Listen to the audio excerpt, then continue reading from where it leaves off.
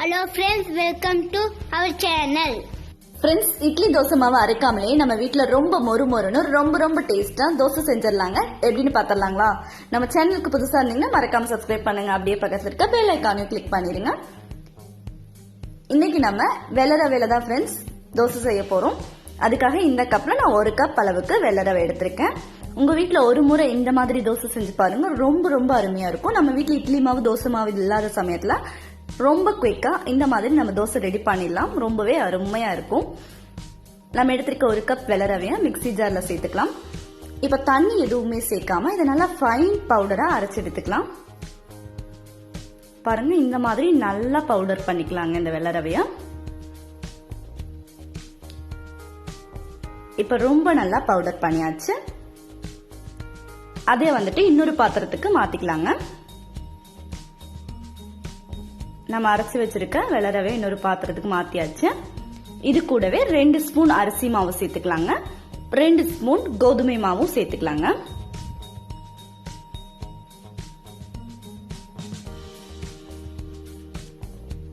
கோதுமை மாவு இப்ப 2 ஸ்பூன் சேர்த்தாச்சுங்க. அடுத்ததா தேவையான அளவு உப்பு சேர்த்துக்கலாங்க. கூடவே சோடா உப்பு 1/4 ஸ்பூன் அளவுக்கு சேர்த்துக்கலாம். அடுத்ததா 2 ஸ்பூன் எண்ணெய் சேர்த்துக்கலாங்க.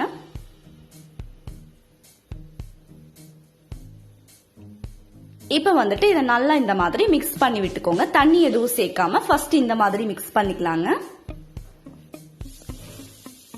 நம்ம வீட்ல எல்லாம் சில டைம்ல என்னடா செய்யறது டிஃபனுக்கு அப்படின்னு சொல்லி யோசிப்போம். அந்த மாதிரி இருக்கிற சமயத்துல நீங்க இந்த மாதிரி ரவாவை வச்சு தோசை செஞ்சு பாருங்க. ரொம்ப சூப்பரா இருக்கும். இப்ப நல்லா கலந்தாச்சுங்க. நம்ம எந்த கப்ல ரவை எடுக்கிறோமோ அந்த கப்ல 3/4 கப் அளவுக்கு நம்ம இப்ப தயிர் ஊத்திக்கலாங்க. 1 கப் ரவைக்கு 3/4 கப் தயிர் அப்படிங்கறது கரெக்டான அளவா இருக்கும். தயிர் சேர்த்ததுக்கு அப்புறமாவும் இந்த மாதிரி நல்லா மிக்ஸ் பண்ணி விட்டுக்கோங்க.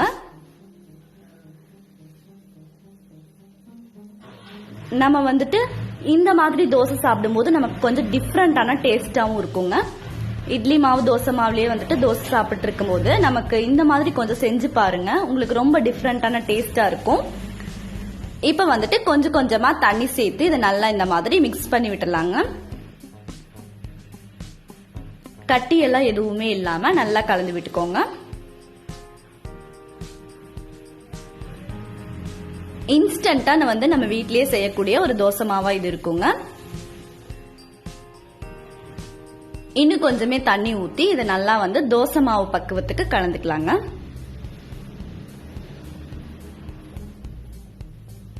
நல்லா கலந்து விட்டுருங்க.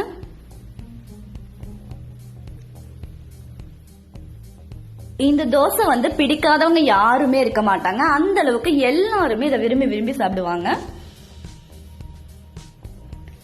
இப்ப பாருங்க, மாவு ரெடி ஆயிடுச்சு. நமக்கு மாவு இந்த பக்குவத்துல இருந்துச்சுன்னா கரெக்டா இருக்குங்க. இத இந்த மாதிரி நல்லா கலந்து விட்டுக்கோங்க. இது அப்படியே இருக்கட்டுங்க. 10 நிமிஷம் இதை அப்படியே வச்சுக்கலாங்க. 10 நிமிஷத்துக்கு அப்புறமா நமக்கு மாவு ரொம்ப சூப்பரா கிடைச்சிடுங்க. இப்ப நம்ம தோசை சுட ஆரம்பிச்சிடலாங்க. அடுப்புல கல் காய வச்சுக்கலாம். தோசைக்கல் சூடானதுக்கு அப்புறமா நம்ம ரெடி பண்ணி வச்சிருக்க மாவு எடுத்து அப்படியே தோசை ஊத்த ஆரம்பிச்சிடலாங்க. ரொம்ப அருமையா வரப்போகுது பாருங்க.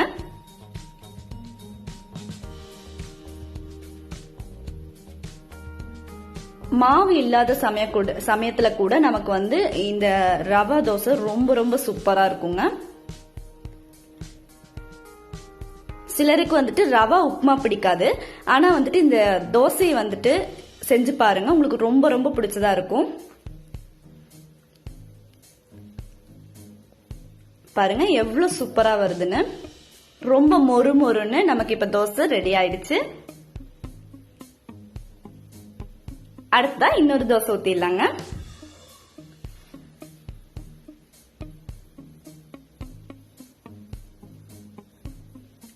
தோசை ஊத்துனதுக்கு அப்புறமா மேலால நெய் இல்லைன்னா எண்ணெய் நீங்க ஊத்திக்கோங்க.